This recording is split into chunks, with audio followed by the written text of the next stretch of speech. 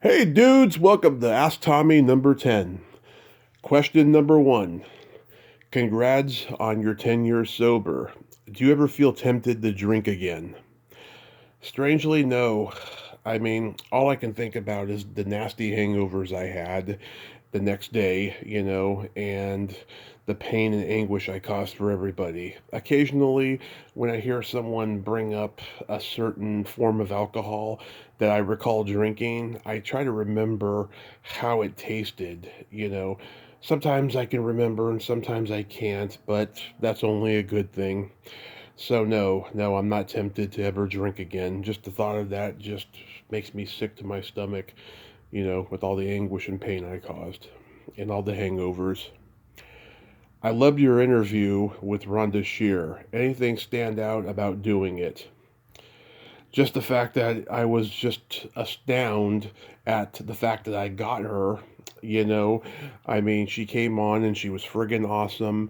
I grew up watching USA Up All Night as a kid, and that's where my love for low budget exploitation sleaze movies began. So it was wonderful. And she said some great things about Gilbert Gottfried that I just never forgot. I just thought that was really touching because he had just passed away like not even maybe 3 months before at least, and I still can't believe Gilbert's gone. But Rhonda was awesome that way, and she's like one of the guys. She's not easily offended, and she can be bawdy if she wants to, and she's just awesome. What was the biggest schedule mix-up time for an interview? That's a good question. Um, Probably Jandy Swanson, who played Penny Pester in Ladybugs. We were scheduled, I believe, at 3 p.m. California time one day, and I was in bed sleeping at 10:30 a.m. and the landline rang, and she left a message on it, and I was thinking, what the fuck? It's 3 p.m. I mean, we got plenty of time, but if she wants to do the interview now, that's fine. So I better get up. And so I got up and recorded my intro. I didn't drink any fucking coffee beforehand because I didn't have time because I knew she's going to call me back within the next 3 to 5 minutes from getting up. And sure enough, I was right. And I had no coffee, like I said, and because of that, I didn't mention two very important people associated with that movie, and neither did she, strangely enough. Vanessa Shaw, and of course her mother, my good friend and past guest, Susan DeMonte. And yeah, that's weird that Jandy didn't mention either one of them. You know, I guess because both of our energy was just very was very flowing, I should say. I mean, it wasn't supercharged because I was, not on any kind of coffee or any kind of caffeine, but the interview worked out fine, and that's the biggest schedule mix up I ever had with time. Who has been the most long-winded storyteller you've interviewed? I've had my share, but Brian Usna always comes to mind. I think because he's answered the same questions over and over again about Reanimator and From Beyond, he had, default stories ready to go, in case somebody asks him the same stupid questions they've answered, that the same stupid questions he's answered many, many times, that, he had them ready to go, but it didn't come from the fucking bully aesthetic of you ask a dumb question, I'm gonna talk for the next 20 minutes, which I fucking hate. There's certain guys out there that are like that, old school show business guys. It's like fucking live in the now and do your research before you do an interview with somebody. And, I've become more conscious of that now and getting guests, that are educated on me beforehand, so they can find out what I'm all about and stuff. But back to, your question and my point. Yeah, Brian Usna, I haven't gone back and listened to it. It's a long interview, and I know I asked him maybe 4 or 5 questions the most during that roughly 2 hours that we talked. But he was great. He was a great guy, and he's probably the most long-winded storyteller I had, and I've had my share. How much interaction do you have with the guest before the interview?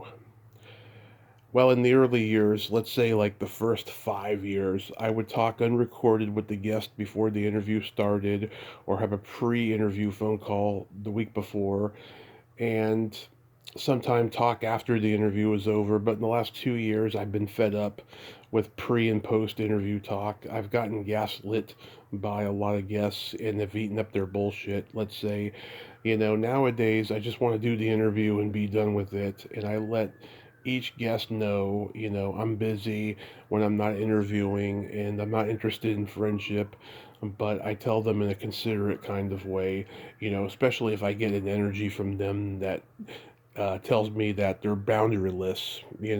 Hasn't happened much lately, but in the last year or two, I've gotten a lot of it, because it's true. I don't want to be friends with my guests anymore. I have enough of them.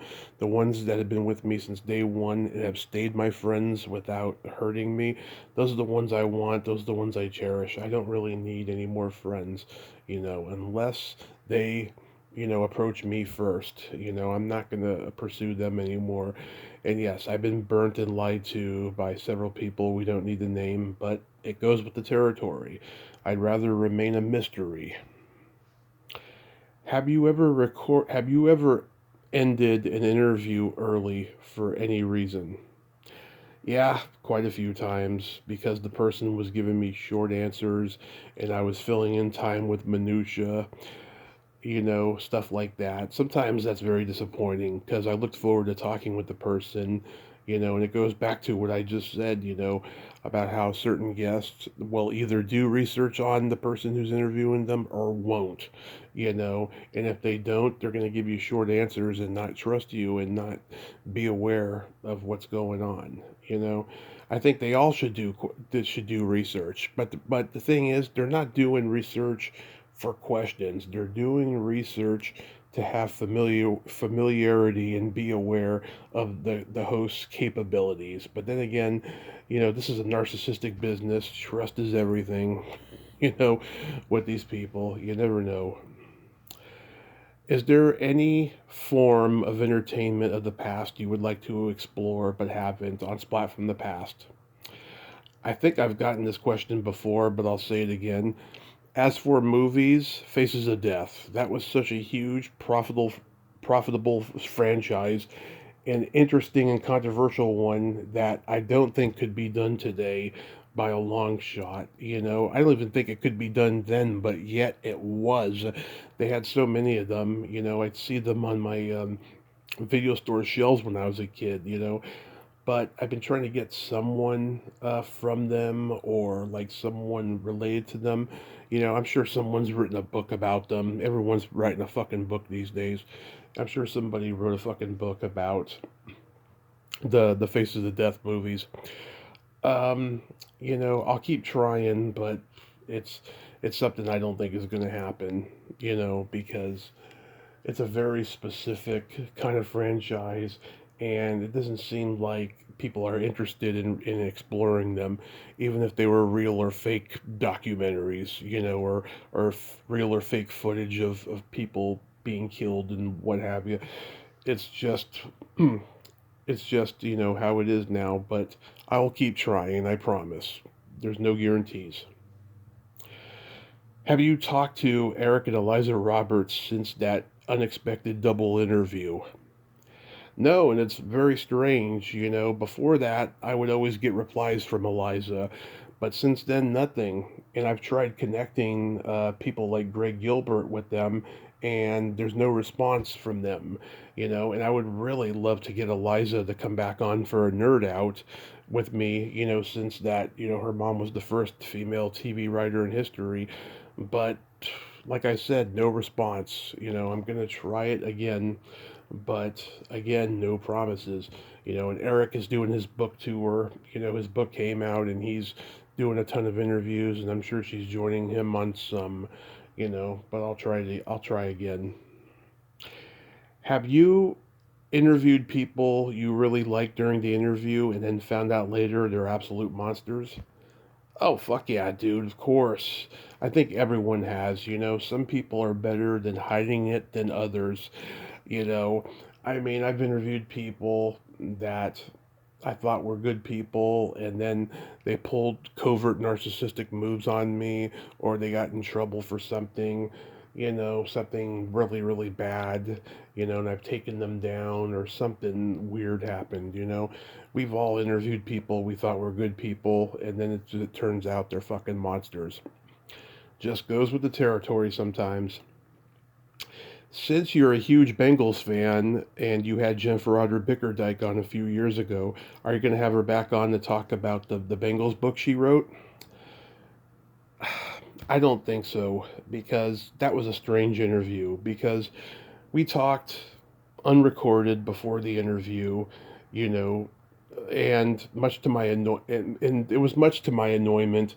It was 9 a.m. in the morning here in California, while she's, like 6 p.m. in England, and I'm a night owl. And then we talked an extra half hour after the interview was over. Now, mind you, I wouldn't have allowed this, interview to be early in the morning, because I'm not a morning person. And the fact that my mom was getting out of the hospital from surgery later that day, I just was like, whatever, I let everything go. And she said at the end of the second unrecorded conversation that we had after the interview that her and I were friends. And then shit started to get weird. You know, when someone usually says that we're friends, that usually means we're not. And the weirdness, came from this. So for the next year and a half, we're reacting and commenting on each other's Facebook pages. She started a podcast for a short time. I showed a lot of love and support for that, and she showed a lot of love and support for me when I got Gina Shock on the show like a month later and so forth. But then she made the announcement she was writing a Bengals book, and she announced on Facebook she was looking for people to help her, i.e., connect her with people to interview who knew them. So I DM'd her about talking to Britt Bacon, the owner of Skyline Recording, who I had on back in 2018. And I can't, and he's the guy who he oversaw them record their first album all over the place. And I'm paraphrasing what she said to me, but it was something along the lines of like, thanks, but I've met my quota, to paraphrase her. And I'm just thinking, what the fuck, Then at one point, not long after that, I asked her if she knew this self proclaimed content creating rock journalist who not only did not come on my podcast after saying she would, but she also told Kathy Valentine of the Go Go's not to fucking come on my podcast. And Jennifer did not respond, and I felt that was a little fishy, you know. And I've offered her my congratulations, when she's posting stuff about the book on Facebook, and I've gotten no reply nor interest from her to like go further as friendship. So yeah, going back to that bullshit friendship gaslighting thing from earlier, no, I don't think I'll have her back on unless she approached me first and everything that I just said was all in my fucking head. That's the only fucking way I would ever get her back on at this point. Recently, in one of your intros, you mentioned that you were about to do an interview with somebody and rudeness happened and you were highly offended. Could you elaborate more?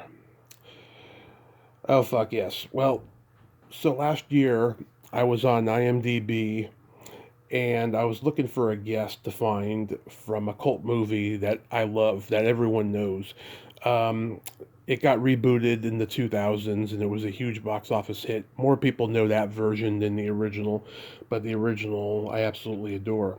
And the only person that I could find that wasn't tied down to management was this one actress.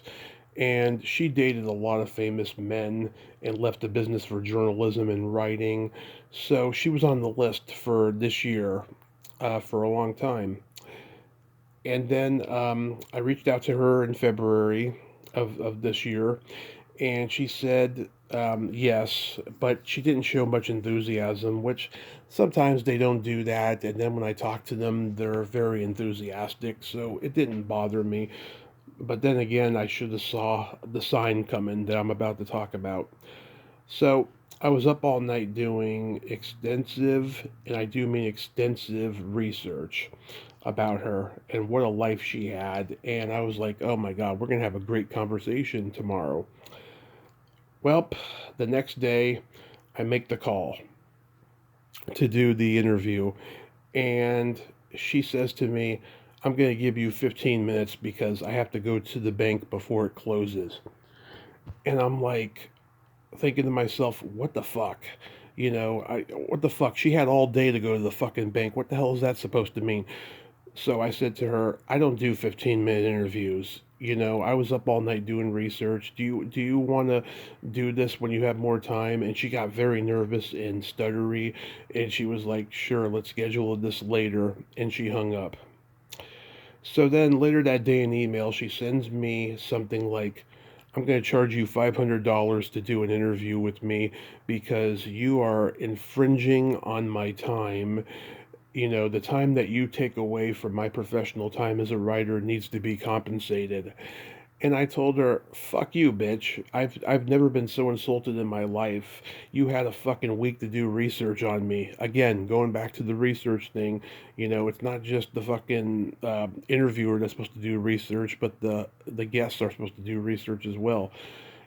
She's a fucking self-proclaimed journalist. She sure don't act like one, and I hope that answers your question because I'm still pissed off about this, but I've taken a deep breath and taken it, you know, a step back a little bit. I mean, I was dwelling on it for like weeks after that happened, but now, as angry as I still am, I'm just like, fuck, God, this happens. There's a lot of bitter people in Hollywood, lots of fucking bitter people. She doesn't even live in Hollywood anymore, and she had quite a life in the '70s, I tell you. Who influenced you the most as far as your sense of humor goes? My brother, my parents. I mean, yeah, I can name comedians until the end of time who influenced me, but it can all be traced back to my family. My mom's Italian side, my dad's Croatian Irish side, gallows humor, especially from my stepdad. His sense of humor was way darker than my dad's. You can blame all of them for my sense of humor. Do you have locker room talk with guests that you're friends with? Oh, hell yeah. I mean, we find friends based on our sense of humor, don't we? We have unrecorded phone calls, and it doesn't begin as locker room talk, but it evolves, as the minutes, you know, tick away, as I should say. Man, I gotta say, women in show business are filthy. A lot of them. I think to myself, man, where have they been all my life? And then I remember, oh, wait, on the screen. Have you had any blood sugar issues in your diabetes? The closest I've gotten to any kind of danger with diabetes so far is last June when I moved into my house. I went for a walk in a 100-degree weather day and I got lost, and so much sweat came down my face, and I was just feeling just not quite like myself. I nearly collapsed at the stoplight. So I had to clutch the pole and I had to sit down on the ground, and I called my mom. She came and got me, brought me a big old bottle of ice cold water from home. I drank it down as soon as I got in the car, and she took me to lunch at Subway after that. And then I was feeling tip top Magoo, 100% way fucking better. So that's the closest I have had to any kind of danger in my diabetes so far. I usually drink a lot of water before I go walking, and I don't go in any areas that I'm not familiar with. Um, Now, when I had Saffron Henderson on the show back in October, we had this conversation about diabetes, and when she mentioned that you had to be well hydrated before going walking in the heat. That story I just told you registered with me because fucking I didn't even realize that, you know. And I thank Saffron Henderson for bringing this to my attention. Who are your favorite and least favorite horror movie characters? That's a loaded question. I mean, I tend to gravitate toward, the naughty girls in teen slasher films. Whether it's Lauren Murray Taylor as Vicky in Friday the 13th Part 2, Galen Ross as Betsy in Madman, Barbara Crampton as Susie Lynn in Chopping Mall, etc. And then there's characters I can't stand, like Mike in Phantasm. I'm a little biased because I interviewed him. Billy in Fright Night, he's a little shit. I'm blanking on others, but that's the gist of the characters that I cannot stand in horror movies and the ones that I like. After the Carney Wilson interview, was there any feedback? Not as much as I'd like. I mean, I really thought that one was going to go viral, but it didn't. Aside from Rachel Clark's praise during our 2024 deep dive episode, I've asked her friends if they heard it, and I've really gotten no response, and I don't know why. It kind of hurts my feelings a little bit because, Cardi never does that type of interview, and she's very busy, and I think that interview was very original, and it was very playful and fun, and she did enjoy it. She said hi to me last week on Instagram, which I thought was very, very sweet. Now, if I can get her to follow me, I will be set. I tell you, I'm very proud of that interview. As a moviegoer, what is your movie theater experience like as far as arriving, getting snacks, and seating? That is a great question. Well, when I used to go to the movies a lot more, it would go like this. I get to the theater, pay for the ticket, go to the snack bar, eat popcorn with lots of butter. If I'm really hungry, I'll get a hot dog or cheese nachos. Before the diabetes, I'd get a box of Milk Duds or Raisinets and a large Coca-Cola or Cherry Coke. And then I would go watch the movie. And then I used to get an ice cream cone on the way out. Nowadays, I do everything except the sugar part, and I drink Diet Cola or I smuggle in a water. And that's pretty much it. You've had some of the 13 Fanboy producers, contributors on, and do you plan on having any more? No, not really. I'm closing that chapter after Rob Mahoney came on back in December because I have a better understanding of the situation, without talking to Deborah or any of the other people. I'm not letting Deborah off the hook, but in my observation, and I've said this before, you know, she and that co-writer, they wrote this script that was it wasn't up to, let's say, the standards in cultural appropriation of Hollywood today. And I am sure that, the agents and the producers of a lot of the people that they sought out for the movie, I'm sure they said you can't make it like this, and then it got changed. But then, I'm sure they put a lot of pressure on her to do it, and I'm sure that, she was afraid of letting everybody down, so she just, like, kept it a secret. And then the whole thing with the perks, that's not my place to say anything because I don't know what happened really in terms of like why she did it, but I know that she didn't want to let people down, and yet that's what she did. So, I'm closing that chapter. I don't really need to talk to any more people from that movie, and I'm sure someday this is going to be like a book. I have a feeling this will be a book or a documentary, and a lot more will be said about it. What food won't you eat again? Well, it's been 3 years since I've had a milkshake. I've replaced it with protein shakes and smoothies on my diet. Maybe I'll have a milkshake again someday. And, I love milkshakes, especially malt vanilla malted milkshakes, chocolate ones, strawberries, Oreo shakes. Everything's an Oreo shake nowadays. In today's world that we're living in, everyone's getting an Oreo shake in every fast food restaurant on the fucking planet. Someday I'll have one again. Someday. You have interviewed many fellow podcasters on YouTube.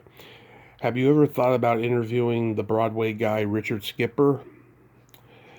If he came to me first and apologized for that Twitter shame he did 3 years ago, then yes, I would. But I don't see that ever happening.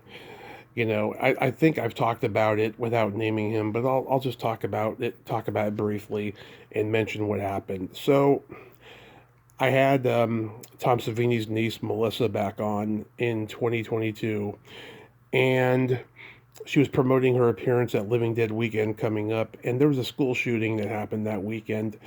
And I posted the picture of her and her cousin as the zombie children in Dawn of the Dead. And Richard Skipper saw this and he got offended. He said he basically thought that I was mocking a school shooting, and he posted, do we really need this? And then he unfollowed me, and I was just so hurt that he thought that I was mocking a school shooting, because I fucking wasn't. I don't know if he's aware of my podcast and what I do necessarily. I just know that he knows that I was a podcaster and we were following each other on Twitter, and it just hurt me that he would think that I was doing that. But if he came to me first, I definitely would, but I don't see that happening anytime soon. You know, it's just I don't know why he thought that I was doing that, but obviously he's not a horror fan. He's a Broadway guy, and so we have two very different worlds, let's say. Okay, that's it. Later, dudes.